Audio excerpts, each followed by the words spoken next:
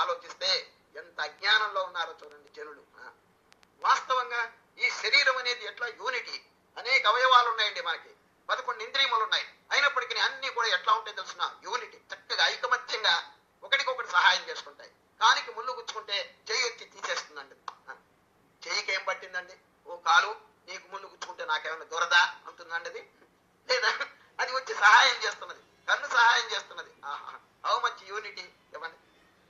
ఆకలిగా ఉన్నప్పుడు అన్ని ఇంద్రియములు కూడా పనిచేసి చూడండి, ఏదైనా ఉద్యోగం, వ్యాపారం, వ్యవసాయం, ఇవన్నీ అన్ని ఇంద్రియములు. కాలు నడుస్తున్నది, చెయ్యి పనిచేస్తున్నది, కన్ను చూస్తున్నది, మైండ్ పనిచేస్తుంది, ఇవన్నీ కూడా పనిచేసి ఆఖరికి ఈ శరీరాన్ని పోషణ, చక్కగా పొట్టకి అన్నం వేస్తున్నాయి. నిన్న కథ చెప్పలేదు, ఇంద్రియములన్నీ ఒకసారి తెలివి తక్కువ చేత స్ట్రైక్ చేసినట్టండి, పొట్టకి అన్నం వేయకూడదు, ఆఖరికి అదే నాశనం అయింది. ఎప్పుడు దీనికి ఆహారం వేయలేదో అన్ని ఇంద్రియాలు సడలిపోయినాయండి.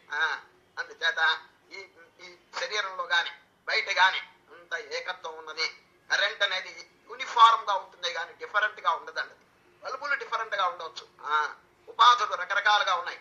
పశువులు, మానవులు, రాక్షసులు, దేవతలు, క్రిమికీటకాదులు ఇవన్నీ కూడానండి 84 లక్షలు వేరుగా ఉన్నప్పటికీ కూడా శ్రీకృష్ణ పరమాత్మ మన 5వ అధ్యాయంలో చెప్పినట్లు సమదర్శిన విద్యా వినయ సంపన్నే బ్రాహ్మణే గవిహస్తిని సునిచైవ శ్వపాకే చ పండితా సమదర్శిన. వీరే పండితులు.